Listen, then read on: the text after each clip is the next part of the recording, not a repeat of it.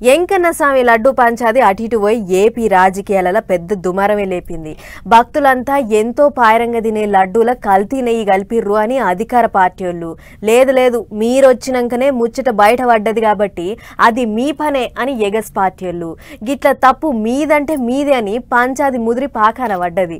అగొగ్గా ముచ్చట్ల ఇప్పటికే AP deputy CM Pawan sir ప్రాయశ్చిత దీక్ష కూడా పట్టిండు అన్నట్లు పవన్ సార్ ఎంకన్నకొండకు పోయిండట. మరిగా ముచ్చటేందో చూద్దాం బార్. ఎంకన్నస్వామి లడ్డు ప్రసాదంలో కల్తీ నెయ్యి కలిపిర్రు, గట్ల కలిపి ప్రసాదాన్ని ఆగం చేసిర్రు అని AP deputy CM Pawan sir ప్రాయశ్చిత దీక్ష పట్టిన ముచ్చట మీకందరికీ ఏరుకున్నదే కదా. ఆగొగ్గా దీక్ష పట్టి 10 వద్దులయ్యింది. ఇక స్వామి వారిని దర్శనం చేసుకుని దీక్ష ఇడుస్తా అని పవన్ సారి ఎంకన్నకొండకు పోయిండు. రేణిగుంటకేంచి కాన్వాయ్ ఎమ్మటి రాంగా అలిపిరికి పయనమైండు.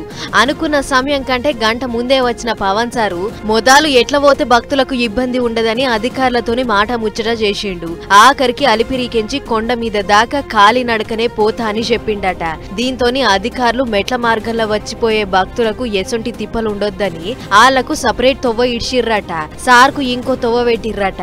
అట్లా చుట్టూ తాడు పట్టుకొని నడమన సార్ను నడిపించుకుంటా కొండకు తోలుకుపోయిర్రు అధికారులు. ఈ రాత్రికి కొండపైన ఉన్న గాయత్రి సదన్ గెస్ట్ హౌస్ లో ఉంటాడట సారు. బుధవారం తెల్లారి స్వామివారిని దర్శనం చేసుకొని పట్టిన దీక్షను ఇడుస్తాడట. ఆ టెంక నిత్యాన్నదాన కార్యం ఎట్లెట్లయితుంది, క్యూ లైన్ లో ఉన్న భక్తులకు మునుపటోలే అన్ని తీర్ల ప్రసాదాలు అందుతున్నాయా లేదా అని ఇషారా చేస్తాడట. గిట్ల మెట్లతో వల్ల కాలినడకన పోతుంటే భక్తులంతా ఆగి మరీ చూసిర్రు. సార్ కూడా ఆక్కుంటా అందరినీ ఓపికతోని పలకరించుకుంటా ముంగటికి పోయిండు. అయితే బుధవారం నాడు దీక్ష ఇడిచి భక్తులకు ఇంకేమన్నా తిప్పలున్నాయా అని అరుసుకొని మళ్ళా పొద్దుక కూడా ఆడనే ఉంటాడట. అది అయిపోయినాక వారాహి యాత్ర మీటింగ్ కు పోతాడట. కుర్చీలకు ఎక్కినాక సార్ వస్తున్న బహిరంగ మీటింగ్ ఇదే అని అటు జన సైనికులంతా తయారున్నారు. సార్ ఏం మాట్లాడతాడో ఇనాలే అని ఆత్రంతోని ఎదురు చూస్తుర్రు. మొత్తానికి లడ్డూ పంచాది ముచ్చట్ల ప్రాయశ్చిత దీక్ష పట్టిన సారు 10 వద్దుల తర్వాత ఎంకన్నస్వామి కొండ మీద దీక్ష ఇడవబోతుండు. మరి ఇప్పటికన్నా గీ లడ్డూ పంచాది సలాడుతుందో లేదో చూడాలే.